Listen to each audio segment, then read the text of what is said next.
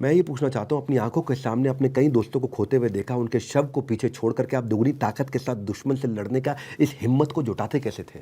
जो एक मैं आपको बताया कि जो हमारी आत्मिक जो लगाव है, एक जो हमारा आपसी संबंध इतने गहरे हो जाते हैं, बहुत गहरे होते हैं।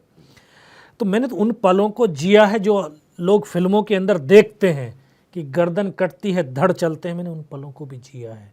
मैंने उन पलों को भी जिया है कि एक सैनिक का एक अंग कटता है लेकिन अंग की परवाह नहीं करता, फिर भी एक हाथ बचा है तो एक हाथ से राइफल लेकर के वो आगे की तरफ बढ़ता है। मैंने उन पलों को जिया है कि मेरे सामने मेरा साथी मेरे फर्स्ट एड कर रहा है और यहाँ पे उसको गोली लग रही है, इधर से खून की फुहारें छूटती हुई पीछे की तरफ लेटता जा रहा है।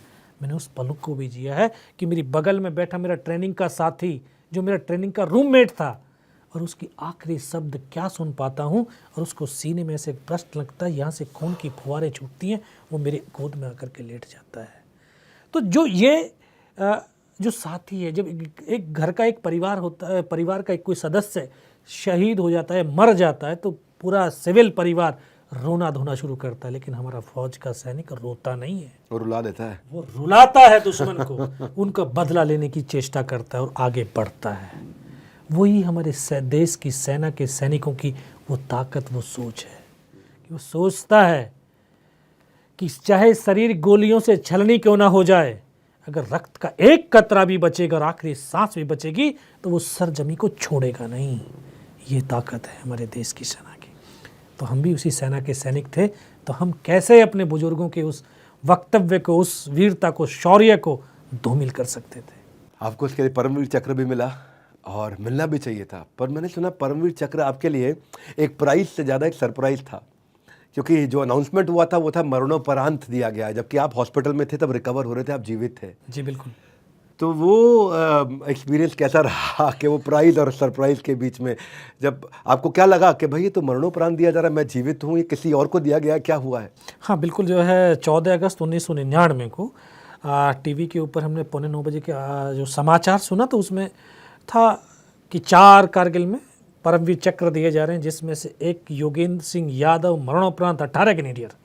तो एक मेरा साथी था मेरे नाम का, तो हमने सोचा कि हमारे साथ युद्ध लड़ने वाला कम से कम एक सैनिक को परमवीर चक्र मिला है, ये हमारे लिए बड़ी गर्व की बात है। रात को बड़ी खुशियाँ मनी, सो गए हम।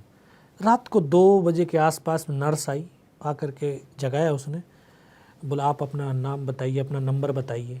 मैं कहा मैडम बेड कार्ड लगा हुआ है, इसमें नाम भी लिखा, नंबर भी लिखा, सब कुछ लिखा हुआ।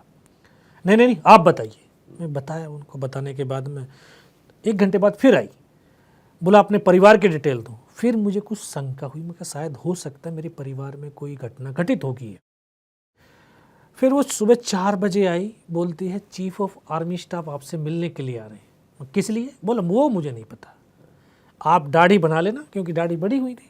मगर एक हाथ से मैडम दाढ़ी नहीं बनती है, तो मगर बार बार आएगा तो जब वो बनाएगा। तो नवा धुआ करके हमको जो है वहाँ बैठा दिया, चीफ का इंतज़ार करने लगे। 9 बजे चीफ साहब आए, आकर के उन्होंने जो है पीठ पर थपथपाई, बोला मुबारक हो। मैं किस बात की सर? बोला परमवीर चक्र मिला है। मैं कहा सर मैं तो जिंदा हूँ, मरणोपरांत मिला था। अरे वो आपका था। रात भर ढूंढते रहे कि यार इस नंबर वाला आदमी, ना तो उसकी लाश मिल रही है और ना वो जिंदा कहीं मिल रहा है।